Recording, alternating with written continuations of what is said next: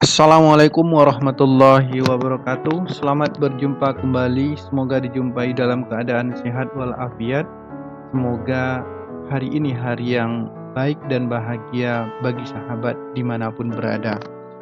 Dalam bahasan kali ini kita akan mencoba membahas mengenai Unpiling the Foundation of Development Communication, konsep dasar komunikasi pembangunan. Dalam pendahuluan ini, kita akan mencoba mendefinisikan komunikasi pembangunan itu adalah suatu pendekatan yang digunakan untuk mempromosikan perubahan sosial, pembangunan, serta komunikasi yang efektif. Dalam penjelasan ini nanti, kita akan mengungkap konsep dasar komunikasi pembangunan dan menggali lebih dalam tentang pentingnya dalam konteks pembangunan yang ada di Indonesia. Di sini kita harus mendefinisikan terlebih dahulu tentang komunikasi pembangunan. Komunikasi pembangunan adalah proses pemancaran, menyampaikan, dan pertukaran informasi yang bertujuan untuk mencapai perubahan sosial dan pembangunan. Ini melibatkan partisipasi aktif masyarakat dalam merancang dan melaksanakan program-program pembangunan. Komunikasi membangun juga melibatkan penggunaan media dan teknologi untuk menyampaikan pesan-pesan yang relevan. Dari definisi itu bisa kita pahami lebih lanjut sehingga definisi itu mencangkup pertama proses komunikasi. Komunikasi pembangunan melibatkan pertukaran informasi, gagasan, nilai, dan pesan antara berbagai pihak yang terlibat dalam pembangunan itu sendiri. Yang kedua, komunikasi pembangunan memiliki tujuan utama. Tujuan utama dari komunikasi pembangunan adalah untuk mencapai pembangunan yang berkelanjutan dan inklusif. Yang ketiga adalah komunikasi pembangunan juga membentuk pemberdayaan masyarakat. Salah satu aspek penting dari komunikasi pembangunan adalah memberdayakan masyarakat untuk menjadi bagian dari proses pembangunan. Yang keempat adalah komunikasi pembangunan juga merupakan perubahan sikap dan bentuk perilaku. Komunikasi pembangunan bertujuan untuk mengubah sikap, keyakinan, dan perilaku masyarakat dalam rangka mencapai tujuan pembangunan. Ini dapat melibatkan kampanye kesadaran, edukasi, advokasi untuk merubah perilaku yang tidak sehat atau merugikan menjadi perilaku yang lebih menguntungkan. Yang kelima, komunikasi pembangunan merupakan kolaborasi. Dalam konteks pembangunan, komunikasi pembangunan, kerjasama antara berbagai pemangku kepentingan seperti pemerintah, LSM, sektor swasta, masyarakat sipil. Sangat penting kolaborasi ini karena memungkinkan sumber daya dan pengetahuan yang berbeda untuk membangun guna mencapai hasil yang lebih baik. Yang keenam, komunikasi pembangunan juga melibatkan penggunaan media. Media massa seperti televisi, radio, surat kabar, dan media sosial lainnya seringkali menjadi alat utama dalam komunikasi pembangunan. Media ini digunakan untuk menyebarkan pesan-pesan penting kepada masyarakat tentang proses pembangunan. Kemudian yang ketujuh, komunikasi pembangunan merupakan evaluasi dan pengukuran untuk memastikan efektivitasnya. Komunikasi pembangunan seringkali dievaluasi dan diukur. Ini dapat melibatkan penelitian, opini publik, survei, dan analisis dari manapun. Jadi, komunikasi pembangunan bukan hanya tentang memberikan informasi, tetapi juga tentang menciptakan pemahaman, menciptakan partisipasi, menciptakan perubahan dalam masyarakat. Tujuannya adalah untuk memastikan bahwa pembangunan yang berkelanjutan dan inklusif dapat terwujud, sehingga masyarakat dapat merasakan manfaat dan terlibat dalam proses pembangunan itu sendiri. kita masuk kepada prinsip komunikasi pembangunan. Ada beberapa prinsip dasar dalam komunikasi pembangunan, termasuk partisipasi aktif masyarakat, kemudian pendekatan dua arah, yang ketiga adalah pemberdayaan, dan yang keempat adalah pemahaman konteks lokal. Maksud dari partisipasi masyarakat itu adalah memastikan bahwa mereka terlibat dalam perencanaan sampai pada pelaksanaan dan evaluasi program. Kemudian maksud dari pendekatan dua arah memungkinkan dialog antara pengiriman dan penerima pesan itu terjadi dengan baik. Selanjutnya, maksud dari prinsip pemberdayaan memberikan kekuatan kepada masyarakat untuk mengambil peran aktif dalam pembangunan. Perannya di sini bisa menyampaikan ide dan gagasan secara bebas tanpa diganggu ataupun ditekan oleh pihak manapun. Selanjutnya yang terakhir adalah memberikan pemahaman secara konseptual, artinya konteks lokal mempertimbangkan keunikan setiap komunitas dalam proses komunikasi. Selanjutnya kita akan membahas tentang perjalanan sejarah dan evolusi komunikasi pembangunan, bahwa membangun negeri dengan keahlian komunikasi. Kita masuk kepada komunikasi tradisional. Komunikasi tradisional ini merupakan fondasi awal pembangunan komunikasi di Indonesia.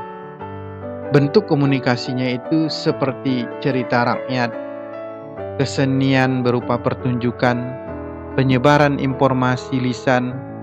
Komunikasi tradisional memainkan peran penting dalam membangun ide, gagasan budaya, dan pengembangan masyarakat itu sendiri. Jika kita mentelisik tentang definisi komunikasi tradisional itu, maka dapat pula kita pahami bahwa bentuk komunikasi tradisional itu adalah mencangkup bentuk lisan, tulisan, simbol-simbol, seni, pertunjukan, dan ritual-ritual lainnya. Contohnya adalah cerita lisan yang disampaikan dari generasi ke generasi yang sifatnya membangun. Yang kedua, komunikasi tradisional tidak melibatkan teknologi modern, namanya juga tradisional. Salah satu ciri utama komunikasi tradisional ini adalah tidak melibatkan penggunaan teknologi modern seperti komputer, telepon, internet, dan sebaliknya. Komunikasi ini sering dilakukan secara langsung antara individu atau dalam konteks budaya dan tradisi tertentu. Selanjutnya yang ketiga adalah komunikasi tradisional dekat dengan budaya dan tradisi masyarakat. Komunikasi tradisional sangat terkait erat dengan budaya dan tradisi suatu masyarakat, sehingga mencerminkan cara dan sudut pandang suatu masyarakat tersebut terlihat dari komunikasi yang dia sampaikan. Kemudian yang berikutnya nomor 4, yaitu komunikasi tradisional memiliki keterbatasan jangkauan. Meskipun memiliki nilai penting dalam memelihara integritas budaya dan sejarah, namun memiliki keterbatasan dalam hal jangkauan informasi yang disampaikan, baik itu melalui metode. Ini mungkin tidak mencapai audien yang lebih luas, karena bisa saja tidak tersebar begitu jauh ke daerah-daerah yang berada di luar daerah tersebut. Berikutnya, yang kelima, komunikasi tradisional penting dalam melestarikan warisan budaya.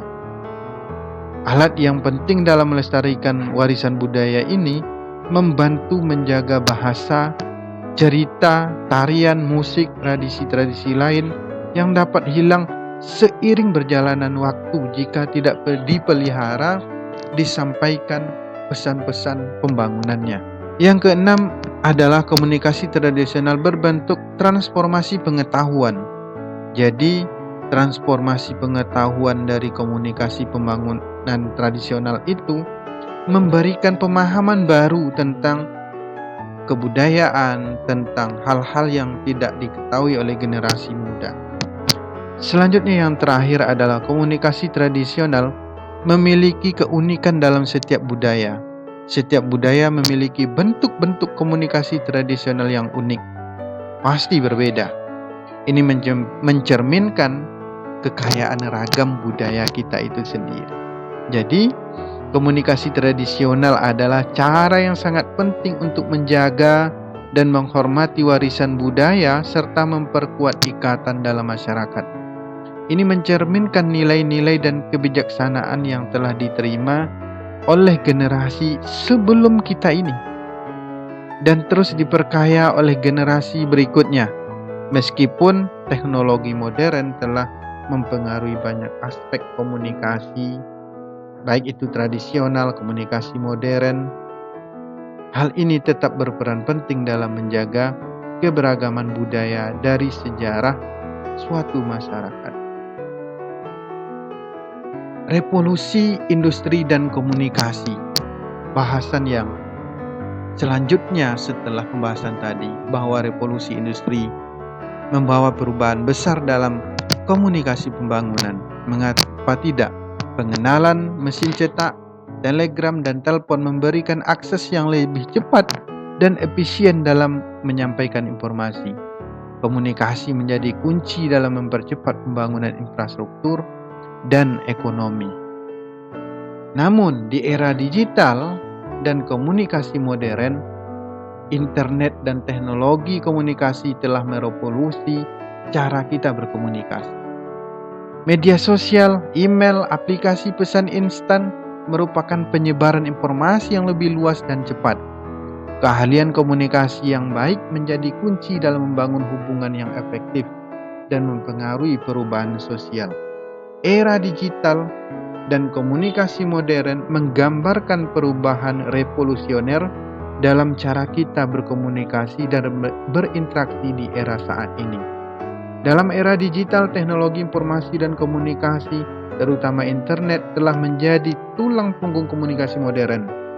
Internet memungkinkan kita untuk terhubung dengan siapa saja di luar sana, di seluruh dunia dalam hitungan detik melalui email, pesan Instagram, media sosial lainnya, dan berbagai platform online lainnya. Ini telah merombak cara bisnis, pendidikan, politik, hiburan, dan kehidupan sehari-hari kita yang berlangsung hari ini. Selain itu, era digital juga memberikan peluang besar dalam menganalisis data komunikasi. Melalui analisis data, kita dapat memahami perilaku penggunaan tren komunikasi dan pola-pola yang muncul di dunia digital hari ini.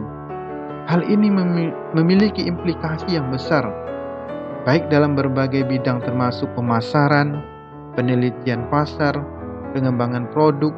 Dengan alat-alat analisis yang canggih, organisasi dapat mengidentifikasi frekuensi konsekuensi, mengukur dampak kampanye komunikasi, dan membuat keputusan yang lebih tepat berdasarkan wawasan dan data komunikasi.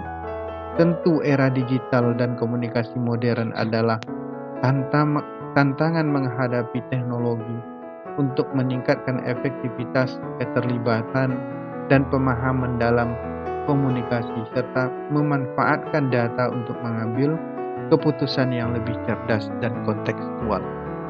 Itulah beberapa bahasan yang dibahas dalam penjelasan ini yang berkaitan dengan komunikasi pembangunan, diungkap melalui sejarah, bagaimana perkembangan komunikasi tradisional, bagaimana perkembangan komunikasi di era digital yang sifatnya adalah untuk membangun masyarakat. Semoga penjelasan ini bermanfaat. Terima kasih. Wassalamualaikum warahmatullahi wabarakatuh.